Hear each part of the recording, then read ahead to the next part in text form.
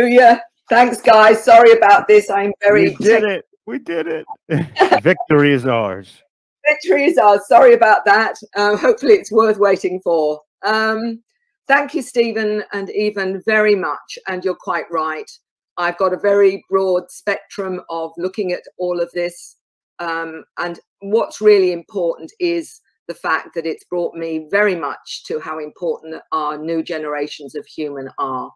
What I'm going to give you is a bit of very much left brain information, as well as right brain intuitive information. But what we're talking about here, and I know Evan and Stephen understand this, is actually about human consciousness. And that's understanding that consciousness is primary here.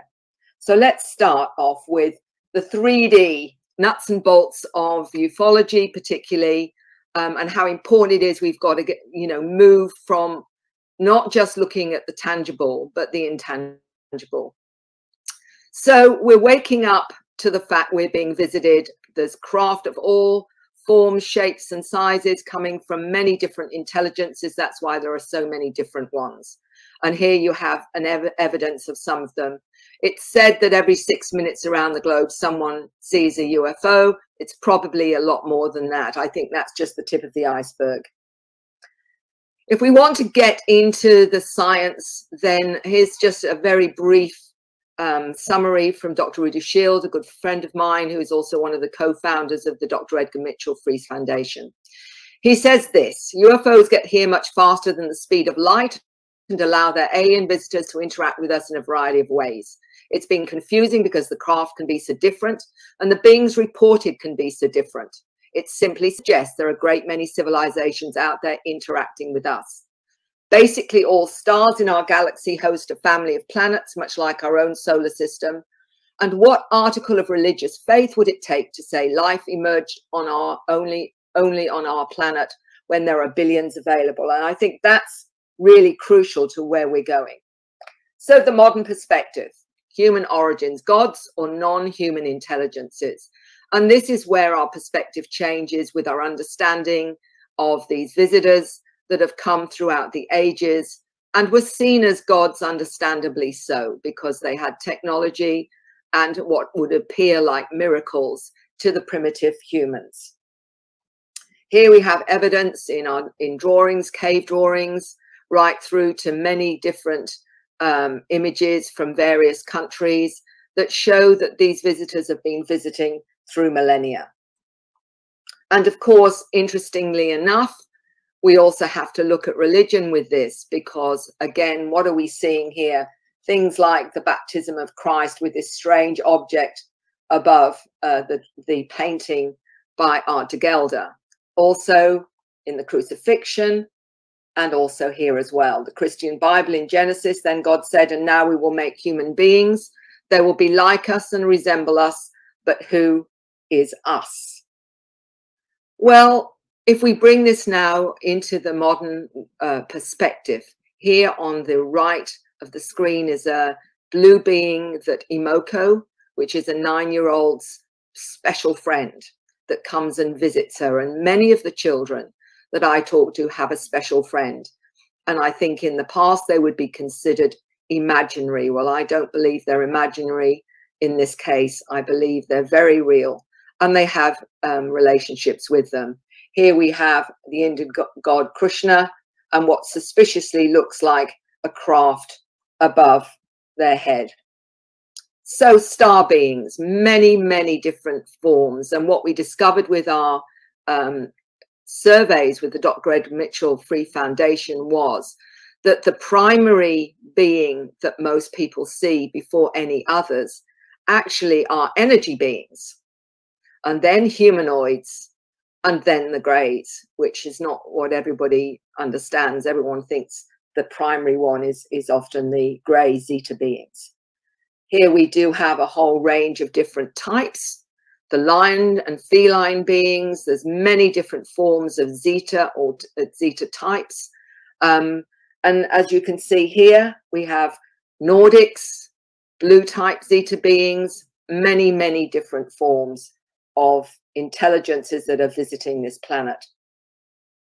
And of course, our indigenous peoples know about this. And this is a beautiful painting that I have personally been, absolutely love because of the explanation of it. This is an indigenous artist, and this is a drawing of how she understands our visitors, life on the stars beyond the Milky Way, the connection to the Seven Sisters constellation. And she says this: the planets are half a day's journey. The beings are friendly. They just watch the Aborigine way of life. They have no guns, spears, or weapons. The air on their planet is food. Their green uniforms protect from Earth diseases. These space people speak all languages. The elders say the space people showed them how to grow food, find water, and showed them how to use amethyst stones for healing. And this is really important to look at, is that indigenous tribes all around the world are very familiar with the star beings and know they're there. We also have evidence of hybrids and gods that are part of our history, if you like. And this one is the pharaohs that had the strange elongated skulls, which are seen all over the world. And we have lots of talk now about hybrid humans. The experiencers get told information about our heritage all the time. And Tracy Taylor, many years ago, was told this. One night she had this feeling before sleep and wrote in a process with little control, something beyond her present understanding, contrary to everything she'd been taught. It said the human race had been created by extraterrestrials, and information about genetic manipulation of human and extraterrestrial DNA to create another species. A 13-year-old in Canada drew this of a being that he saw when he went with his brother on board craft. And he explained to his mother this. He said, I felt these beings were like scientists, were curious about us, and I was told it was something to do with genetics. And we have now noticed with our surveys that 25.80% were given information about the upgrading of human DNA. And this is where we get into the new human. We've looked at this, I believe, and I know many others understand this, initially from a very nuts and bolts point of view, seeing craft, talking about crashes, what does the government know, all those kinds of things. And we have photographs, people have video of the spacecraft, the sightings of viewed as credible, implanted objects. Some of them were removed by Dr. Roger Lear in his book. He talks about the aliens and the scalpel, marks and scars which fluoresce under black ultraviolet light. There's whistleblower testimony, for example, missing time where people find out they've had encounters, EMF changes in soil after a spacecraft, multiple witnesses was what was the focus in ufology. But what we have come to understand through our research, and certainly my research as a hypnotherapist and therapist generally, is as a broader, more inclusive, multidimensional aspect to this that has been hard for the nuts and bolts side of ufology to understand. It's been a limited paradigm we've been exploring. The evidence for the reality of extraterrestrial encounters is supported scientifically through the quantum hologram theory of physics and linked to non-ordinary states of consciousness. So what we're discovering is that the surveys are saying that out of the 4,300 individuals surveyed with conscious recall, 75% of their encounters are out of body, not physical. And that is extremely important because it makes it much harder for the nuts and bolts to look at this. But we have to look at this from a completely different perspective, which is consciousness. So the quantum reality of expanded senses is people that may have had near-death experiences start to have contact. They may be already very intuitive, perceiving spirits or orbs, energy fields. They may have had a shamanic experience or a Kundalini awakening, which activates their connection to the multidimensional reality and consciousness. They may have had healing experiences or find they have healing abilities. They have a heightened intelligence, information downloads, heightened multidimensional senses such as telepathy, clairvoyance, clairaudience. they may have past life recall, and many children are aware of their past life origins that are now coming onto this planet and have done over the last 20-30 years. Telekinesis, moving objects with the mind, and also producing a whole range of creative information that is being downloaded or they've got access to, such as music, scripts, artwork, star language, etc., etc. Dr. Olson, a molecular biologist, is one of those scientists that now have come out to share her story, and what we're seeing happening is disclosure is coming from the ground up, no matter what the Pentagon Papers are and the bright lights they talk about, where they say they don't know where they've come from. She asked for guidance to know if she was on track and if she should come out to give her a sign. She suffered dislocation of her atlas vertebra, causing extreme discomfort. Spontaneously, the vertebra rotated by itself into its correct position. She now swallows without pain and called that her sign to coming out. And it was with the mantis beings. So she's now talking about her experiences, as many very credible individuals from right across the spectrum are now sharing their experiences. She has also experienced both physical and multidimensional experiences with a number of extraterrestrial beings. At least, I think at the last count was at least 12 different types. And this is what people need to understand, is it's not necessarily just one type of being. She's had a near-death experience and out-of-body experiences, past life recall, shamanic experiences, healing as a healer and being healed. She's been given scientific and intuitive understanding of loading and energizing water, and understanding the new upgrades such as the letter people, which we call Asperger's, ADHD, dyslexia, some forms of autism. All the new generations being misunderstood, she calls letter people. These are some of the beings that she's interacted with.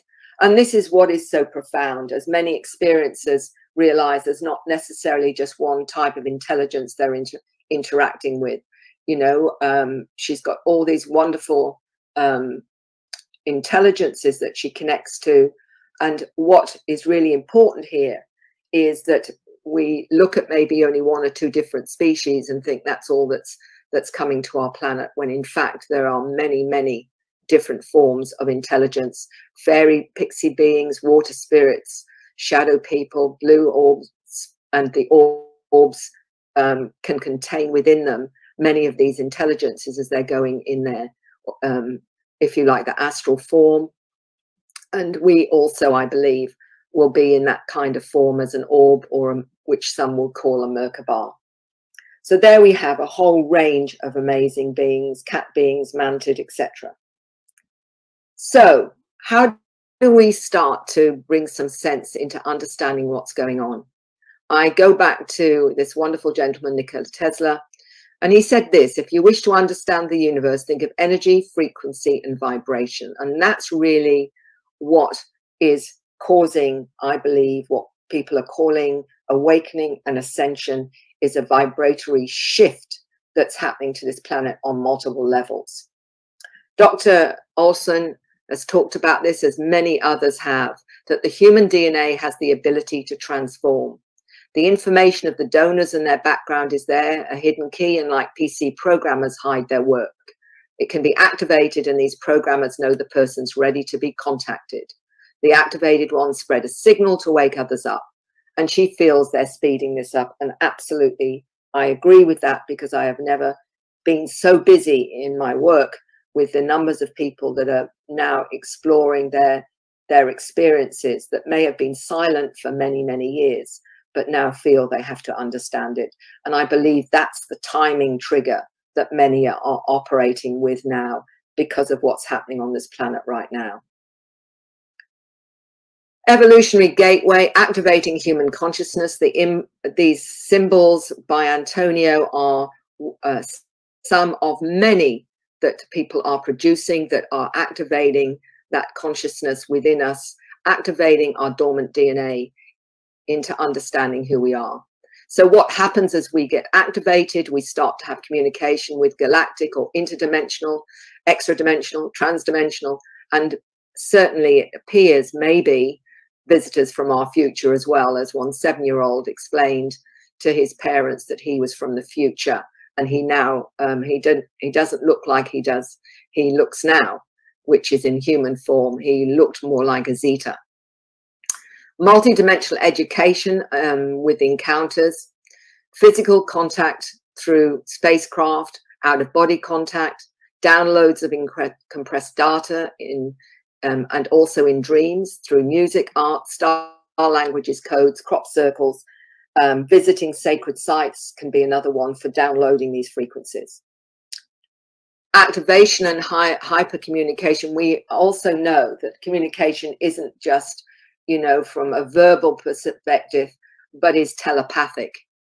And it should be borne in mind, as Tracy says, that the nature of extraterrestrial communications, that in a majority of instances, star visitors communicate with humans by telepathic transfer of mental images and concepts rather than by words and speech, because everything's made up of the same matter resonating in different harmonics.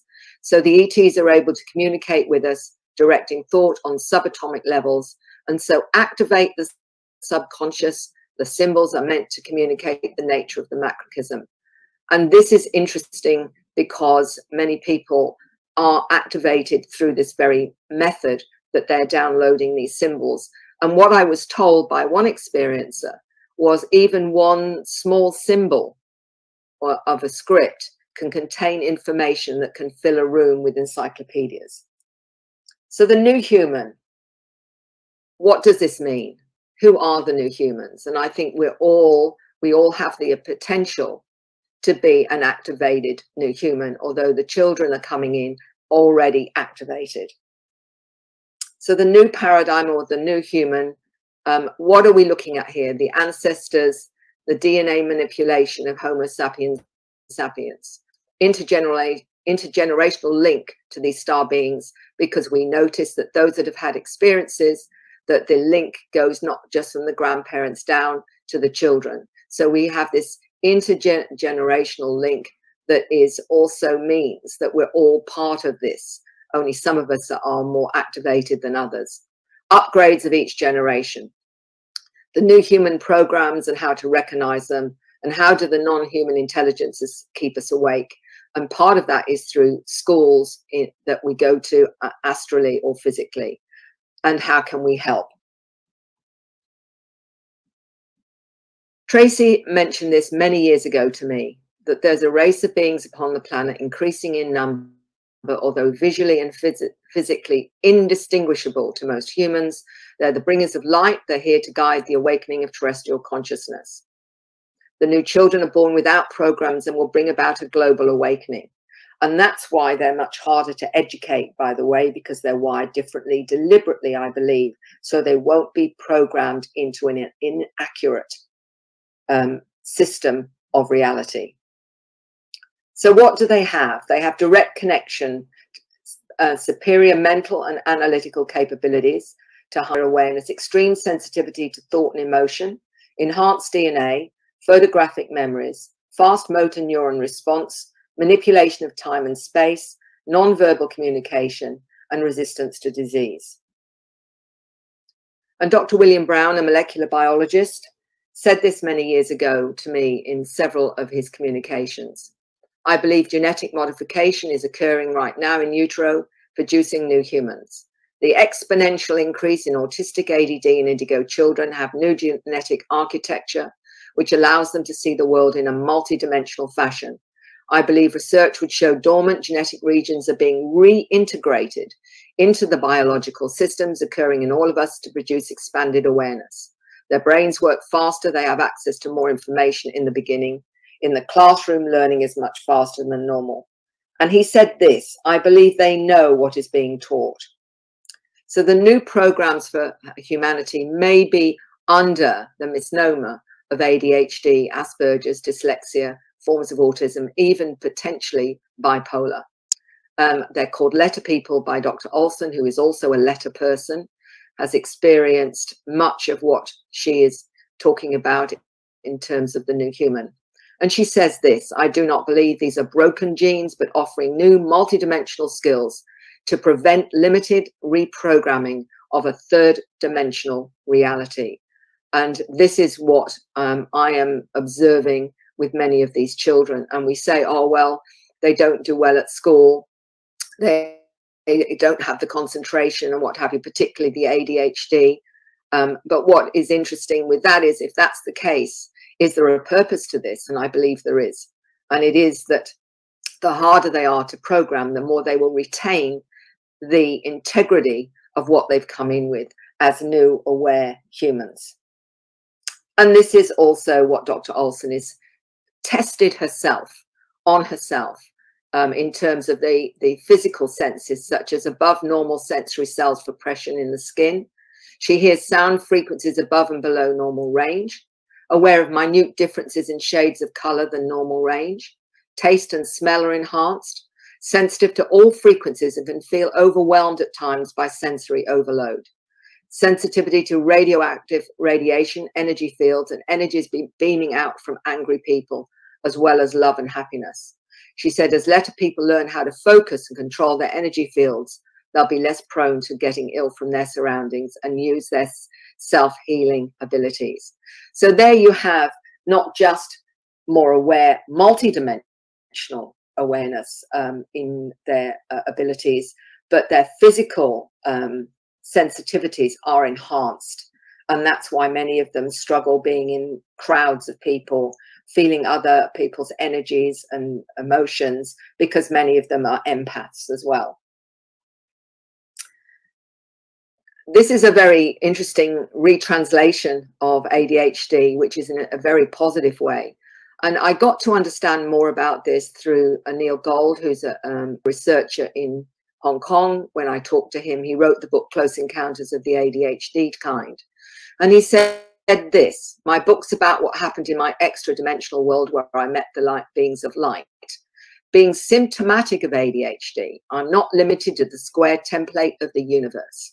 I'm wired to the multi-dimensional universe, my internet browser, and I can browse into chaos, be it on Earth or the multiverse. I can perceive hidden layers of order and make sense of it all. Most folks without a supercharged browser cannot do this. They're focused towards convention in this reality. And he retranslated it into always dialed into higher dimensions.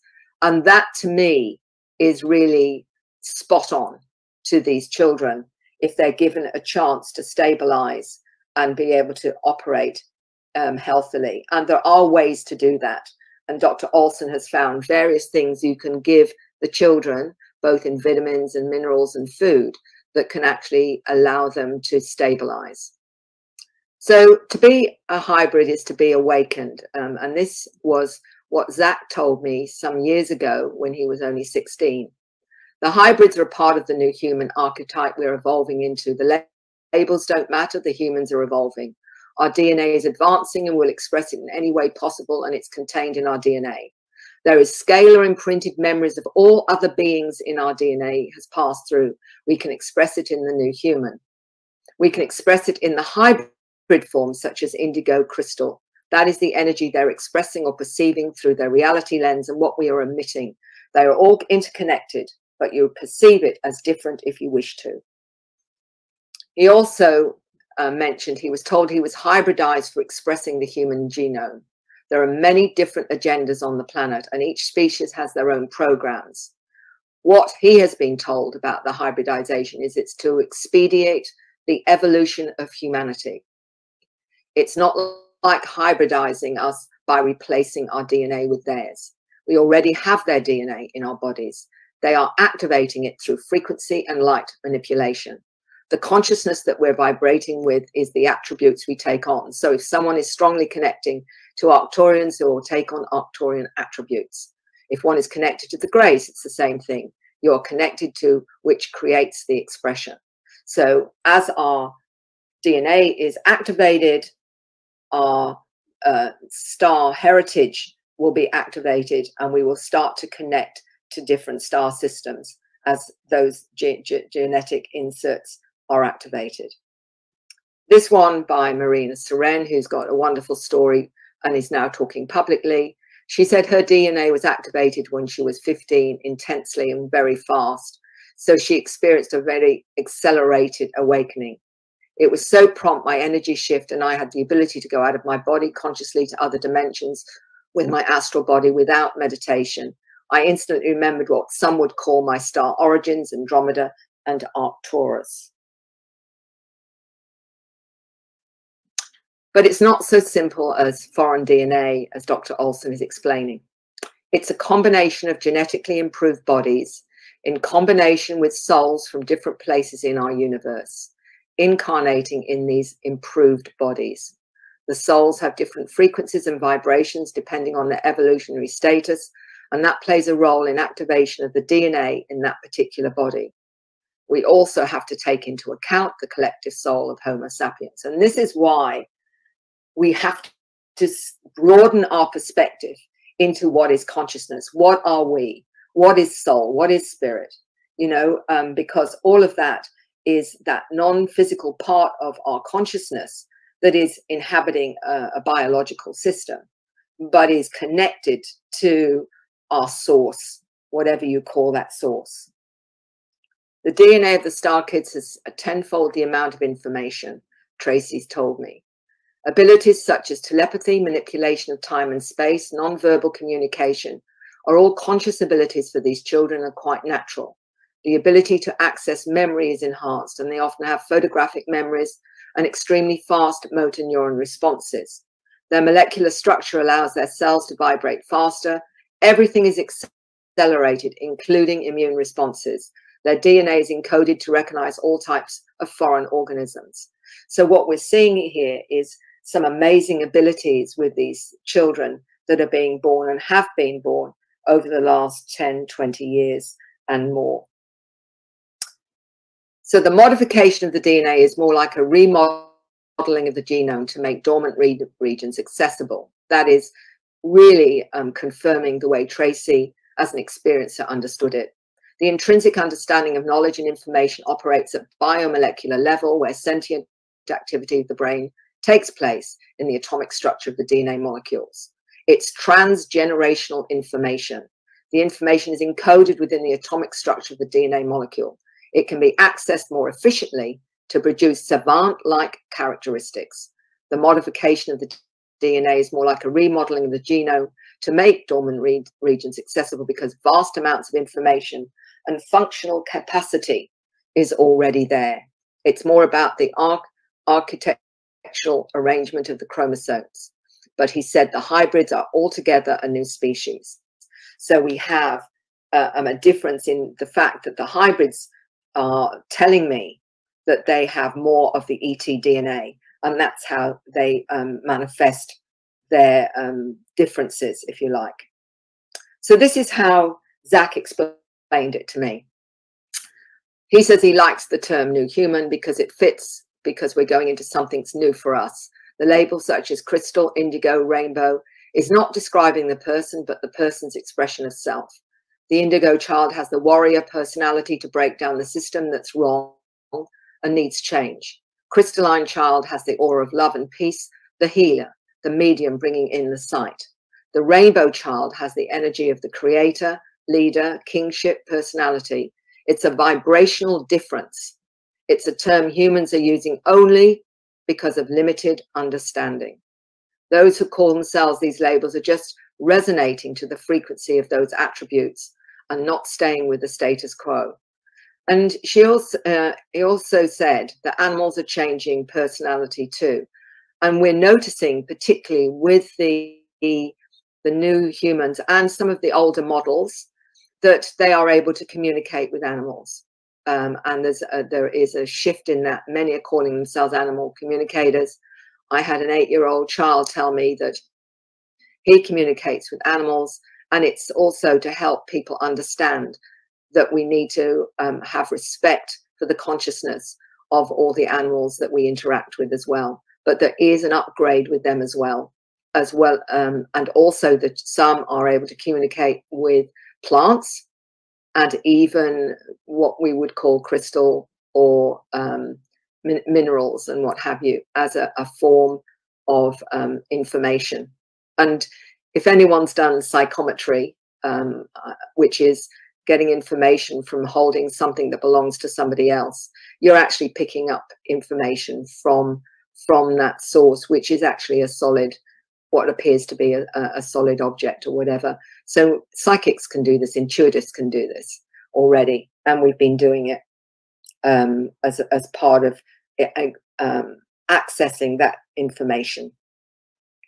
Past life connections to extraterrestrials. My contact with non-human cosmic beings was since before I was born, and this is really crucial to the new awakened new humans.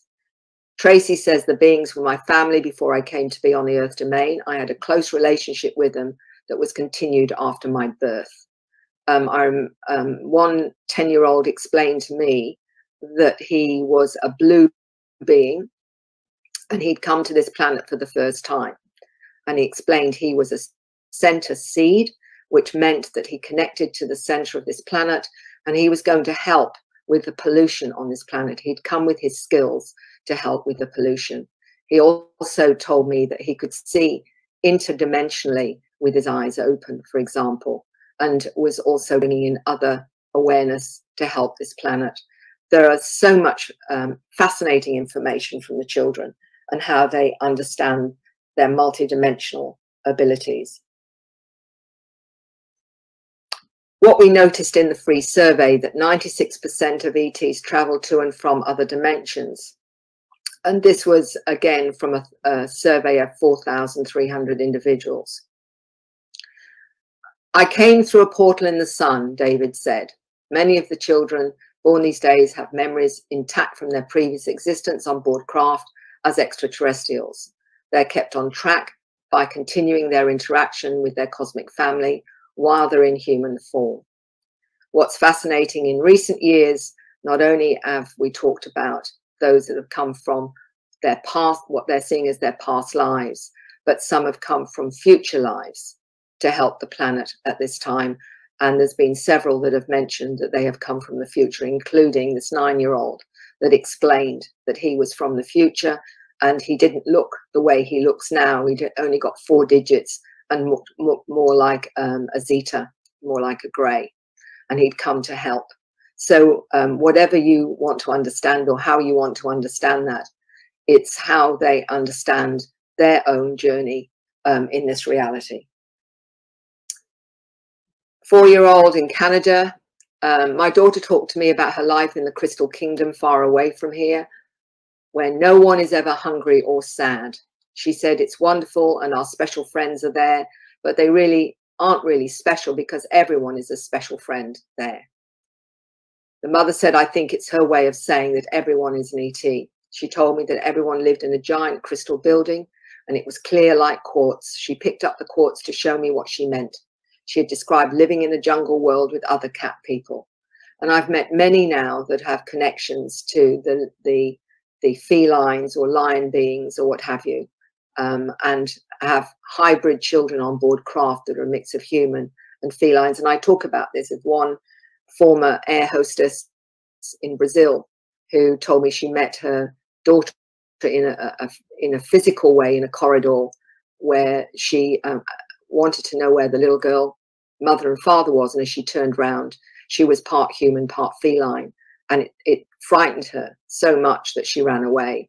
But later, when she was taken on board craft, she saw this being again and was told it was one of hers. And she also explained to me that she's seen her 6-year-old daughter on board craft playing with her hybrid sister, who is a part human, part feline being. So there is, you know, it goes into so much depth into what we don't know is actually going on these other levels. And most people will not talk about it, understandably so, because of the lack of understanding on this planet.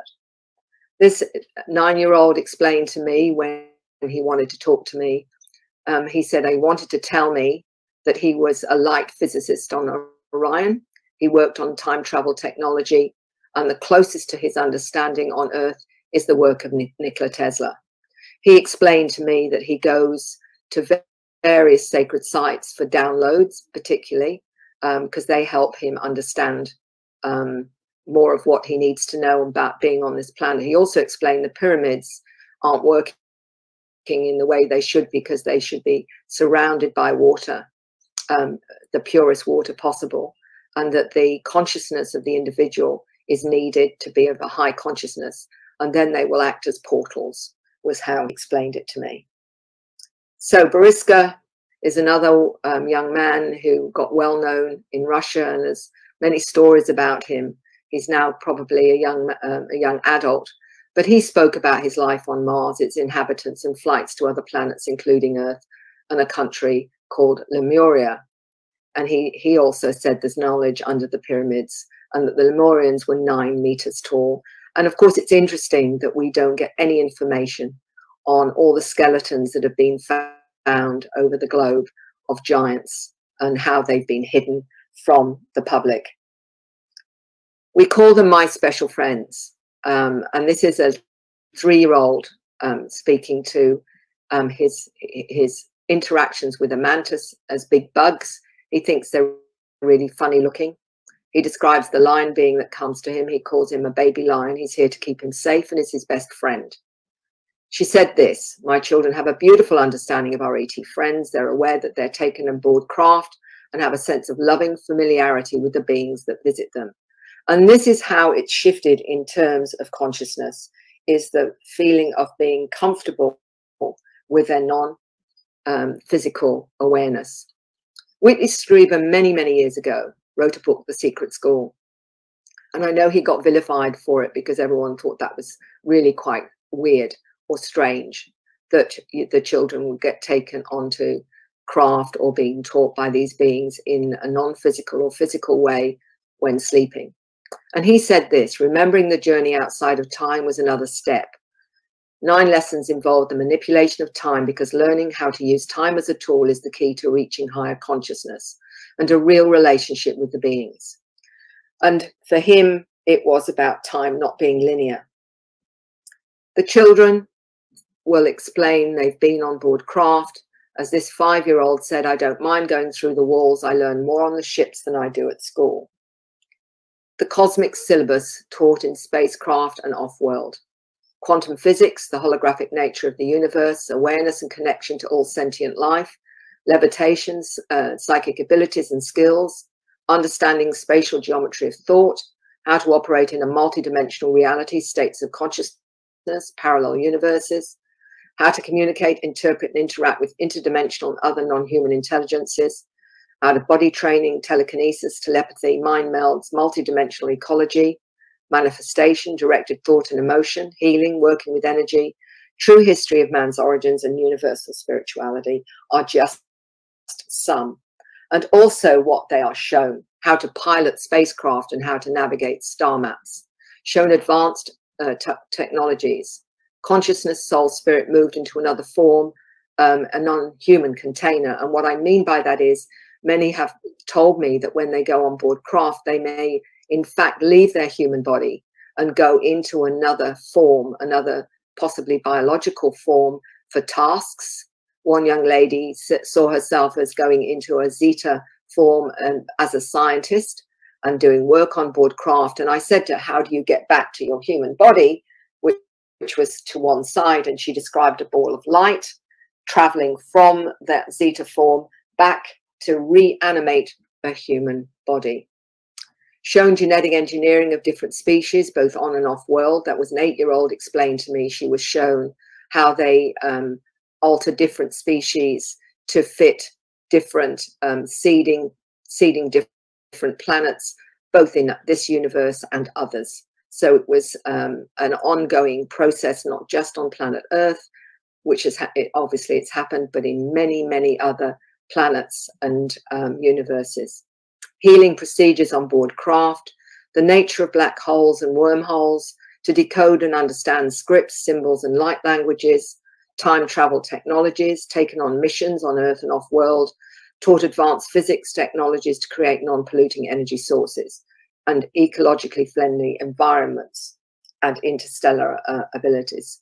So these are why the children are struggling often in a 3D reality, because most of this is completely denied them. 3-year-old complained and said to his mum, I know, go to school. I've already gone to school. I was at school with my special friends. She asked him when he was at school, and he said, today, nighttime, I've got back now. I asked him what school looked like, and he said it was a small class and a boy was teaching them, but the boy had really big black eyes and white clothes. These are just snippets of some of the abilities that the children mentioned to their parents. This was a young lady talking about seeing auras. My 6-year-old mentioned she can see emotions as colors when people speak. It comes out of their mouths. She said that when the mother was angry, it was a different color than when she was happy. So this is what is actually going on. Is the children are perceiving their reality in a multidimensional way, and it's very hard for them when they're told that what they're, you know, that isn't real, and they have to try and work out what is real or what's acceptably real in this reality. And this is why a lot of the parents struggle, because they're wanting to honor this, but also know that to explain this to them is very hard. This is a wonderful model that Antonio produced, a model of technologies he explained as a school project. And he said this about this one. He said, this one's resonating on pure light and sound with crystalline generators to increase the vibratory level of the physical world by crystals around the pyramid. He stated those with the pyramid can project the vibration of those inside the pyramid and send it around the globe. So this is also an indicator that there's something very special about the children when they start to produce such amazing things. The new human will help humanity awaken. The new earth, many talk about the new earth, and there's many theories or suggestions about what does that actually mean. So I asked Zach how he understood it. And he said this: my understanding, there is a new earth, but not necessarily new. We are just moving into a new vibration, but to us, it is new. It's been there for a long time. It's waiting for our arrival. Gaia is already at the destination she wishes to be. She is waiting for us to move with her. She's moving to a higher frequency, a collection of similar frequencies. After all, we are in actuality just a collection of vibrations. There will be a change in human consciousness. The energy is heading this way, and the essence of this energy is light. The energy will repair our DNA and will make us complete in who we really are. I've mentioned Mike Oram in many of my presentations. A good friend of mine, he's now in his 60s, and wrote the book, Does It Rain in Other Dimensions? The thing that was profound, and way before I realized just how many of these new generations of human have this understanding. What he said and what you're reading there is what he was trying to tell his mother at 4 years old in the 1950s. So here is a child of 4 explaining a shift in consciousness. And that was in the 1950s. So we've been having these new generations of upgrades coming in over, I believe, the last 100 years. And we're all part of that.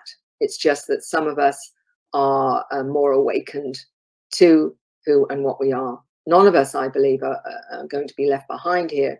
It's just that we've all got a different soul agenda that means we wake up at our own personal timing.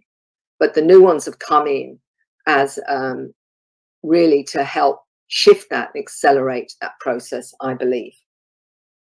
This is another one that demonstrates the awareness of these new children. This is a 5-year-old.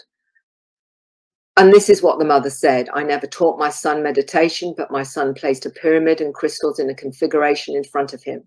He said that each corner of the pyramid represented specific feelings.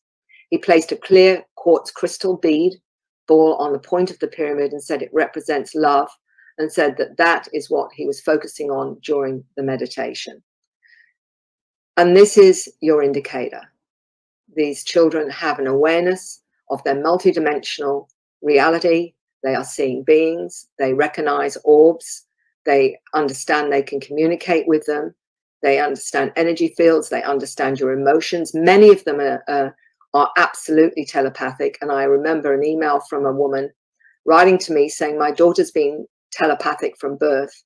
She reads everyone. And she said, the thing that's the issue for me, Mary, she's 3 years old and she's still reading me. And she said, it's very hard.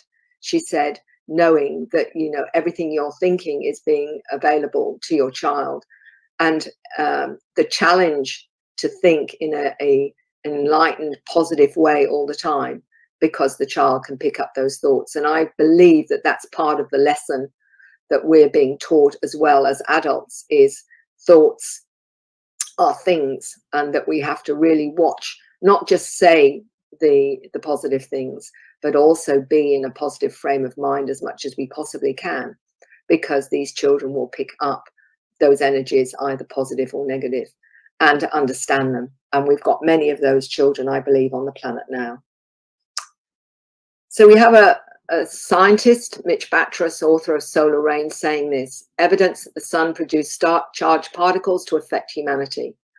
Solar cycle 24 has begun. The sun's activity is 50% stronger than cycle 23. This wave affects not only the planet, but the human body, the human body's magnetic field, and the human emotions. Batras believes the magnetic influence of the sun will usher what is described by our ancient ancestors as a transition, bringing in a new state of being.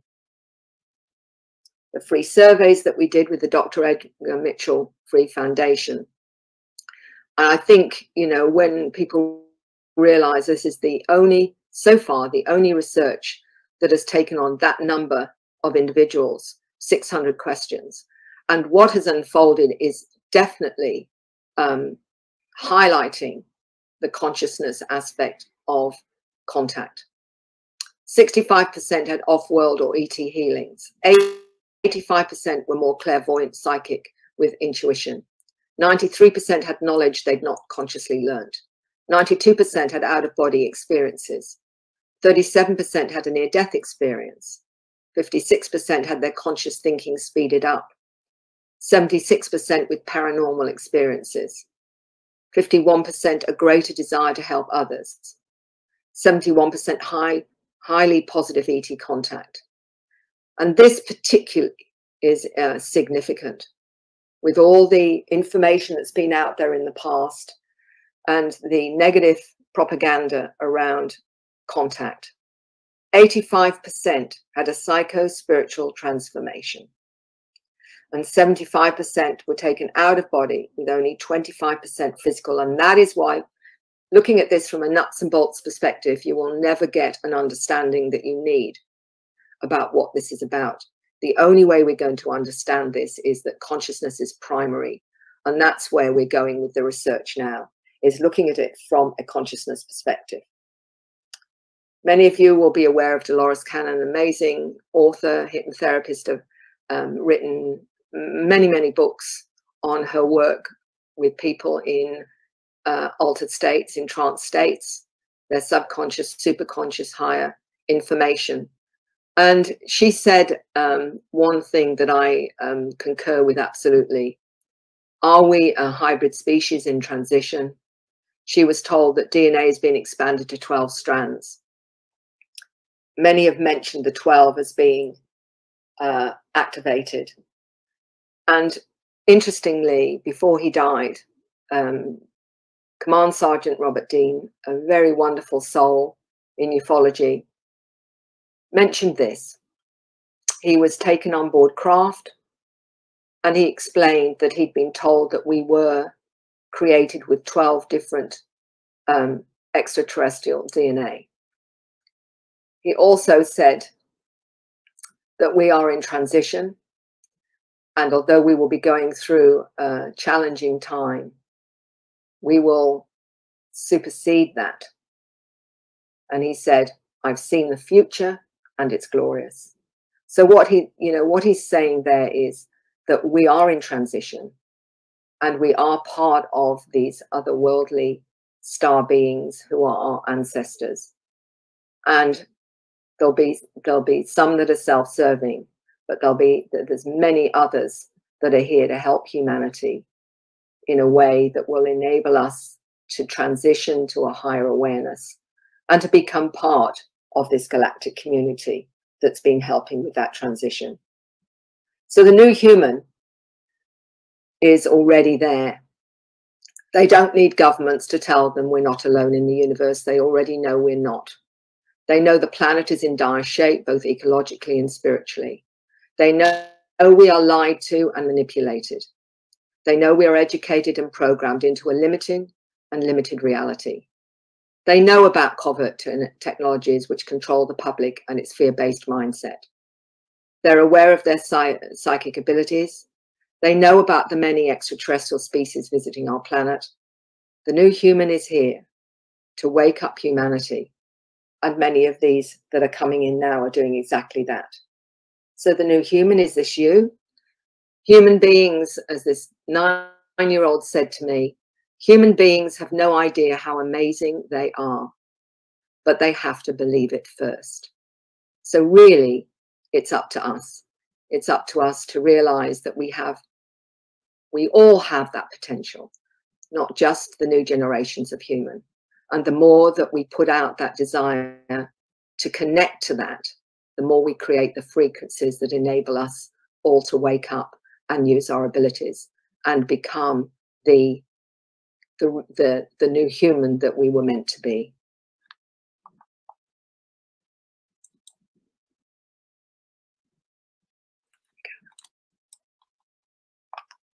Okay. Hello. Hello, everyone. I'm here, Mary, just waiting for Stephen. He's got a bunch of questions for you, and he should be here with us shortly. There we go. I heard the door. There he is. He's in the background. He's just getting his questions. Okay. He's got some good and fantastic talk, Mary. They were on top of the crossword, so I have to bring the paper in also. So the Herald's joined us for this.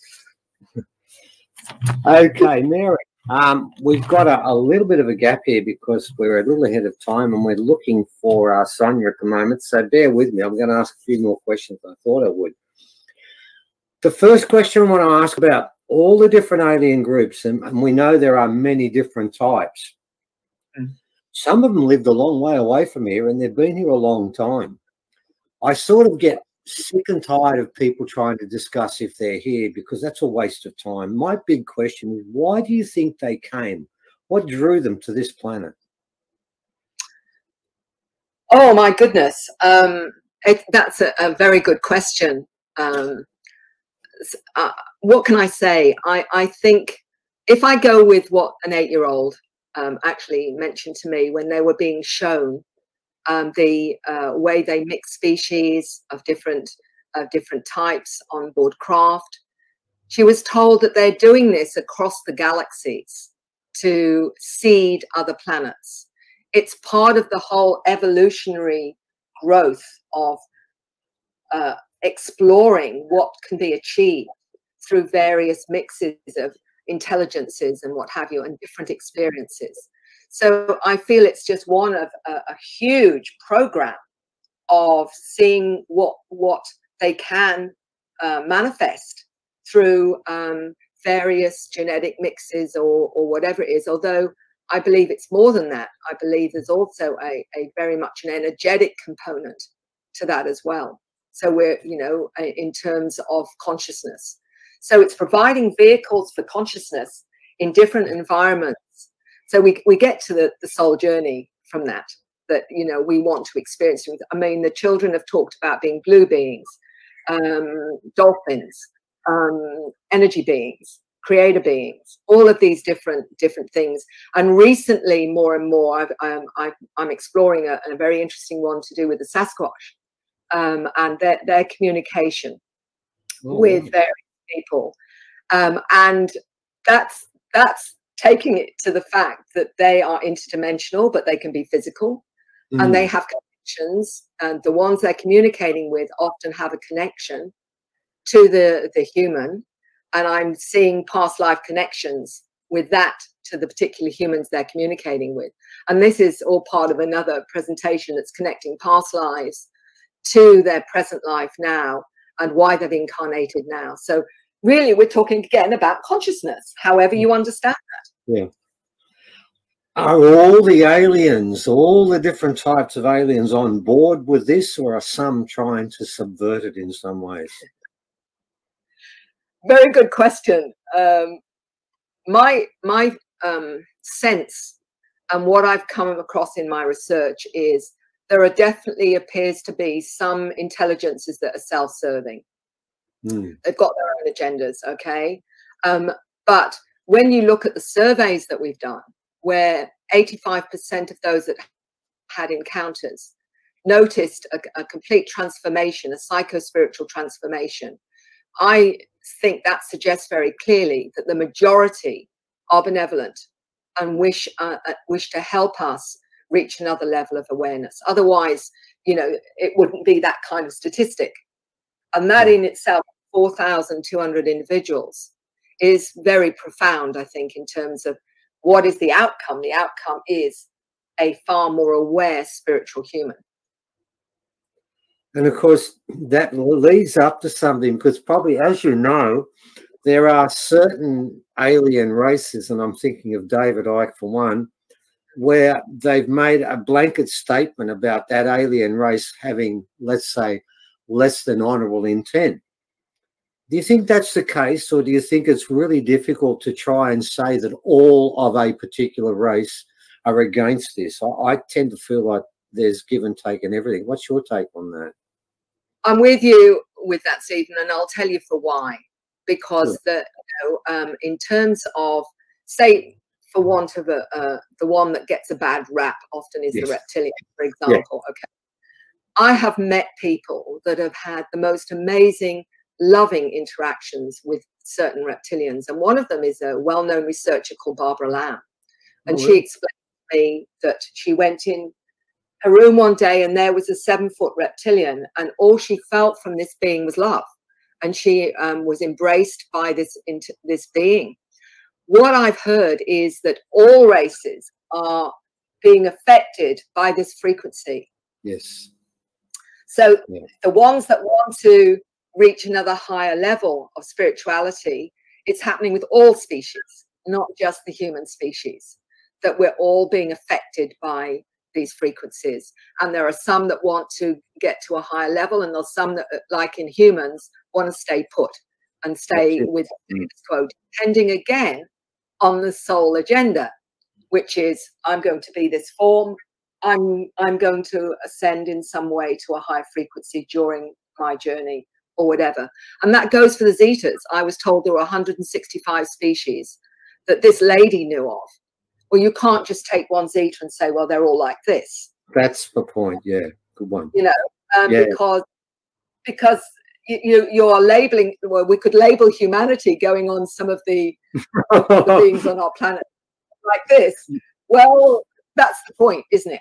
That so it's illogical. And what I say to people when they see a being, rather than go on what you've read, what are you feeling from this being? Not what somebody else is saying about them, because they're coming from their own perspective, their own maybe lens, their own judgment, their own fear or whatever. What are you feeling from this intelligence? And often when I do hypnosis with all of this, Stephen, I notice that when you take them into the experience and they have an interaction with that intelligence, they often have realized that they've been connected to this being right through their lives. And not only that, they may actually have some genetic part of them is related to that intelligence as well. So we're looking at, you know, the fact that they may in fact be looking at part of their genetic parentage. So this changes everything when people understand from that deeper level. And that's the problem, that with the conscious mind, we edit out what's unpleasant or difficult, or we're just scared of the unknown. Once we get more of a sense of what is really going on, that can change us 180 degrees into a whole new perspective. Definitely. I'm pleased you said that, because I do feel it's very important we understand that there are good Homo sapiens, there are bad Homo sapiens. There will be good and bad in every race, and we're not all, we should never be put with the same blanket. So that's a really good point. Now, speaking of that, as you know, the original people, and I had plenty of elders who would actually, had one elder, Uncle Jerry, before he hung up, he'd repeat the same line every time. He'd say, my grandmother taught me that the Pleiadians are our brothers and sisters. And we all know that in Australia there is that strong link. What I find interesting in this, and it's still not quite clear, and I'm hoping you might add some clarity to it, is at present count, we found 17 different hominins are running around this planet. Right now, we've found new ones called Dragon Man, which has got a larger head than ours. Denisovans have a larger brain. Neanderthal have a larger brain. Homo heidelbergensis has a larger brain. And obviously, the flat-headed being we've got's got a larger brain. The question you've got to ask when you look at this, at the moment, I think we can rank ourselves 6 on the intelligence scale with hominins. Why was it that the aliens said tended, I mean, what's left now are just sapiens. Why were we chosen out of all those different hominins? What was the talent we had that attracted them to us? That's a good question. And I'm, you know, all I can look at is when they're seeding, the whole idea is to give us the potential so that when we reach a certain level of consciousness, more of our potential unfolds, so that we start off as quite limited in terms of our consciousness, but as we grow as a species and we learn and experience, we activate more and more of our connection to our ancestors and what have you. And that process allows not only the soul to grow, but also allows us as a species to go through a process of growth. And they're saying that they do this all over the cosmos, that this is a vehicle for the soul to experience. Everything is a vehicle for the soul to experience a new understanding and gain new understanding. I can only look at it from that perspective. That's the only way that makes any sense to me. And so, you know, look at what we're having.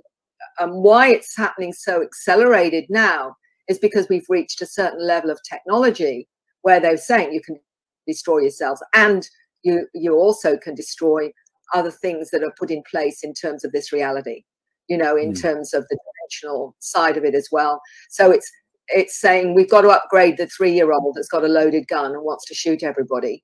And we've got to upgrade them now to an intelligence and awareness and an understanding of what actually is going on. But the potential, I'm being told, is for the human. There is something within us that enables us to be quite extraordinary in ways we can't even imagine. Ah, right. That's the difference, I think. I think there's something innate in sapiens as a race. There's got to be a reason for that. And let's go a little bit further with something you mentioned when you spoke about ADHD and autism being our future. I was, in my other existence before here, I was a teacher, and I actually was head of special ed. And I found it interesting, that word autism. I think we need to clarify it a bit, because autism has been misused. I've had children I've taught that could never speak. And I remember one kid in particular, every time a truck drove past, he would get incredibly excited and start to make noises, but they were not noises you could put together in a sentence. And he's claimed to be autistic. I've also was at a school when 5% of the kids coming through on that year were autistic, and it's normally point something of a percent, and everyone ignored what happened, but we know something did. What's interesting with that is I think we need to be very clear what autism is and what it isn't. And I want to make the point, I think you're talking about the kids that don't fit in, that are quite aware, but have one characteristic that I'm hoping is an indication that they are our future. Proper autistic people have a real issue with sarcasm and lying. And I'm wondering if when we talk about autism being our future and our children, I feel that you're right, as long as people understand what autism isn't. Because you can't say someone with an IQ of 138 has the same illness as children I've taught that have got autism that are called TLA, too low to assess, below 30. That's not what it is, and I want to make that clear, because I don't think you're talking about the kids who have IQs below 30.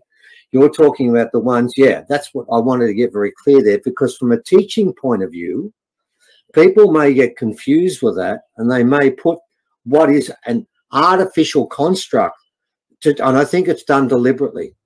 Yeah. Because you're right, the autistic kids we're talking about often don't fit in, can't be programmed, and I think their most endearing feature, and I think I'd like you to talk about this a bit, is their inability to lie, which means the stories they tell you, if they were lying, it's against their actual medical condition they claim they have. So I find that an interesting parallel. What's your comment on that? Do you find that autistic kids have this issue about lying? Well, let me put it like this. I spoke to an Asperger's who said to me many, many years ago, he said, Mary, you know, they say that we can't socialize. He said, that's not true. He said, with each other, we have absolute harmony. We understand each other absolutely. He says, but what we can't deal with is masks and social conditioning, because it's not real. It's not got any integrity. So we can't be bothered with it. You know, we just, because it's not the person. They're following social norms and they're masks. They're not real. That's why we don't want to socialize with them. But within ourselves, it's what we're saying is coming from us. It's real. It's not these masks, these social masks that we're expected to be part of. So that was how he explained it to me. And what's interesting too, with, you know, some of the, what they're not aware of is many of the autistic, so-called autistic, are telepathic. Many of them are reading you. They're reading when you're frustrated. They're reading when you are not coming from integrity. They're reading, and they will respond and mirror you in whatever way. So if you're not coming from, again, a place of integrity, a place of honesty and truth, they will read that and then they will switch off and they will react as well. That's how I have come to understand this awareness. And I remember one, she was autistic, and they said to her, why don't you look at people in the eye? What's the problem with looking people in the eye? And she came out with, every time I look at someone in the eye, I get 10,000 images all in one go. I think you've summed that up really well, because there are all sorts of lies out there. I mean, I was a head teacher of special ed, so I know what I'm talking about. There are so many lies about the fact, oh, you can't touch autistic people. They don't respond to affection. Absolute lie. Absolute lie. That's been created by shows like Rayman and other things where people have got this idea. And I think it's really interesting what you said about the fact the reason they don't want to look us in the eyes because they don't like what they see. They just think, I don't want to do this because, yeah, they're right. You're right about this. I think it's really important. I've said this myself. I think autism is not a disability. It's an extension. It's an improvement on what we are. We shouldn't be, as we do in education, because this is what I'm very concerned about in education, once you give someone that label autism, they feel they have something lesser about themselves, when I've found that the autistic people we're talking about are an extension upon ourselves. Because honestly, if we lived in a world where no one lied ever, it would be better than what we have today. Nobody could convince me, and I've said that to many people, this world is built on lies. And right now, people don't trust people because they know they lie so often. Or the cleverest lie is the omission when they don't say things. But autistic people can't do that, can they? They have to tell us what they feel and what they think. Yeah. And we call that a disability. Let's talk a bit more about schooling now. Schooling. I believe it's probably the thing that is a deliberate attempt to sever our connection with our star heritage, our activation, and our connection to the other side. Do you believe that's what schooling does at the moment? It takes children in kindergarten that are like unplugged little souls, and I see them when they come out in year 12.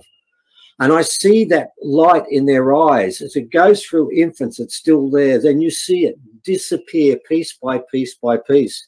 I can only blame schooling for that, or am I being hard? No, I think you're spot on. Absolutely spot on, Stephen. And the reason I say that, I've been talking to some educators. And, you know, with my book, I didn't ever expect to have what I would call more of the mainstream get in touch with me. And I've had educators as well as clinical psychologists get in touch with me, seeing these children. But the educators know there's something, because a lot of them are star seeds. So they've gone into education to try and change it. And they're recognizing these children and saying the problem is that what we're doing is we're programming them in a 19th century model. And they will not ever respond to that because it's not where they're at. They are reading you, and some teachers have talked about mind melds, or them seeing right into their information in their consciousness and pulling it out. And so the whole point of the 3D model is to shut that down. That is the whole purpose of it, so that they lose their connection to source, lose their connection to their awareness, so that they then can be programmed even more. And what's so brilliant about the ADHD, they're operating on such a high frequency. They shut them down through Ritalin so that they can program them back into the system. That's what they're doing. And in fact, what we're doing is we're shutting down these amazing souls that are part of this new program to change our planet and the consciousness that we are heading for. Brilliant. Yeah, that's exactly what schooling does and has done from the very beginning. It's trying to create a semi-robotic humanoid that comes out and obeys, works, consumes, contributes money, then passes on, and we get another one. It's like a process. I also find it interesting too, and I've wondered about this quite a lot. Aliens, I've been told many times, and I'm going to find out off you whether it's correct or not, often incarnate into human form. Why would they do that? What would they gain from it? It seems to me like there they are, really advanced, got the whole idea of what's going on to an extent, not completely, it's been made clear to me, and then they go back down to kindergarten in human form. What do they gain from that? Well, some of them have volunteered. What I heard from many is that, and that not just the ones that are in our physical reality, but the ones interdimensionally that have come through the dimensions, to bring their skills and their awareness to assist this planet with its transition. Just like the 10-year-old explained that he was a blue being, he'd come here for the very first incarnation. He's a center seed to connect to the center of the planet, and he's going to help with the pollution. So that's his job, that's his mandate. So others are coming in, different mandates to help the planet, not just the planet, but the consciousness of the people. And we're getting more and more of those. And some of them will call themselves hybrids because they're more connected to their star ancestry than they are to being humans.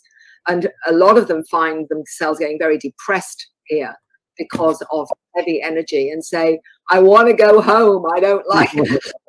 That's what I'm getting at. I'm feeling they must feel that sometimes, my God, why did I volunteer for this? But they keep doing it, don't they? Yeah. Well, now they're helping, Stephen, because people are saying, well, why aren't they helping us? Why aren't they coming down to help? But they are. They're coming in, they're embodying in human form, because that's the way they can help. They can't just come and fix it, but they can through consciousness, through coming in and being in human form, so they can actually influence what's going on around the planet. And this is what we're getting all along now, is these wonderful souls coming in with different awareness and understanding, so they can help us do, as a species, to reach that other level. And that brings us up to something quite interesting I was going to talk about, and I had written down next to the crosswords, and I'm having big trouble with the crosswords today. And it was this, that it's a notion, as you know, Leah works with us and is in contact with an alien by the name of Mesrev. And he was giving us an example of something which is called free will. He said that every being on this planet has free will. And that sort of runs against a lot of people are saying, why don't the aliens, I know that, like you said earlier, I heard you say something every 6 seconds, and there's probably less than that, some form visual appearance or some sort of appearance of an alien is seen or sensed by someone. Why don't they take up their big mothership and land it on top of the White House and show everyone, like those films, here we are, we do exist, and resolve that problem instead of this argument, do or don't they exist. Why don't they do that? Well, first of all, they'd be shot at for a start. Would happen or whatever. But it's a process of actually engaging consciousness, because there are so many in our society that to do that would be such a shock to the psyche. Let's look at ourselves, look at the process we went through to acknowledge this is a reality. And it takes many years sometimes to come to terms with our reality is the same as mainstream anymore. And it's about a process of bringing that information in through consciousness. And that is the way that we learn and we grow and we become more open to new things. This is what's so important. It's part of that soul journey. Right. Well, I've just got information that Sanya is about now, so we've got her. But I am going to ask one more question about this, and I want your response to this. As you know, we do in our online conferences now, we have a session where I ask questions and Leah passes those questions on to Mesref, then she responds with the answer. And I found this issue of free will quite interesting, and it was brought up. I didn't know that the power we have of free will is so, and I think that's why we don't see the aliens, because then it's not free will. You think, oh, okay, then I believe in this now. I think we have to find these things. And I asked Mesref a question. One I thought was very simple. I said, humans have three beliefs about the afterlife. Number one, nothing. Nihilism. It doesn't exist. Number two, heaven. You go to heaven and there you exist for the rest of your time forever. Or number three, reincarnation. And I made the mistake of saying to Mesref, only one of these could be correct. And his answer was this. He said, they all are. He said, because it comes down to each individual soul. If they believe heart and soul that after this existence, they don't exist again, they will not. Yeah. If they believe that when they exist once, they go to the other side, which is a curtain, which is right next to me right now, it's that close, but don't want to come back, they don't. And if they want to come back and learn more, they can come back. So what he was saying is that every soul has its own journey and can make its own decisions, and if need be, can even stop the journey. What's your take on that? Well, I'll go back to a book I read many, many years ago by a clairvoyant, Doris Stokes. Some people may remember her. She died in the 1980s or 90s and wrote lots of books and came to Australia, actually. And she said, whatever the belief system is when the person dies, that's what they'll experience in the afterlife. In other words, if they believe in Jesus and Mary and heaven, that's what they'll get, certainly initially. So it's what belief is as you leave this planet is what you'll experience. Whether you stay with that or whether you go to a point from that and experience other things, then my understanding when I asked about the whole free will thing, the way it was explained to me was because I take people through past lives, ask them what have they learned in that past life, like compassion or whatever it is. Then they tell me they're making a plan to come back to this planet, picking mum and dad, picking their siblings, choosing the challenges that they will have in this life to help their soul grow. So everything is planned by them. And what I was told was the free will was your attitude to it. Were you seeing it in your life as a victim, or did you see it as a way to grow? There is your free will to choose whatever it is that works for you. And you may choose to be a victim, or you may choose to say, through this, I grew and changed and understood more. And that's how I've understood the free will. No idea whether that's correct, but that's the one that I was given. So hope that answers. It does, because it's what Mesref said too. It's entirely up to us. It's what you get out of it, what you feel that you need and what you don't need. It's your call. Well, look, thank you, Mary. We went a little bit longer than expected because we were just cleverly ad-libbing, so no one knew that we didn't have Sonia, but we do now, do we? Is that correct, Evan? Yeah. She's in the background. Okay, so look, thank you for that. And look, as I said before, I really, every time you speak, I can't say that I listen to everybody, but I always listen to your stuff, mate, because you talk about children, you talk about my major interest. I was a teacher before I did this, and I still have this love of children because when I see the children come in through kindergarten, I see souls there that are so pure. And then I think to myself, I look around in the classroom and think, oh, my God, what are we going to do to them? How much will they survive this? It's an ordeal. And yes, you're right. I hope our future is the autism that I believe, the one I understand, the ones who can see through your soul and can't lie. If that isn't a progression, if that isn't an improvement, ladies and gentlemen, it's not a disability. It's an extra ability that we've lost. And we need to get back. So, yeah, you're right. So things are improving. Thank you, Mary. Love your work. You know that. And talk soon. Okay, we'll throw back to our leader.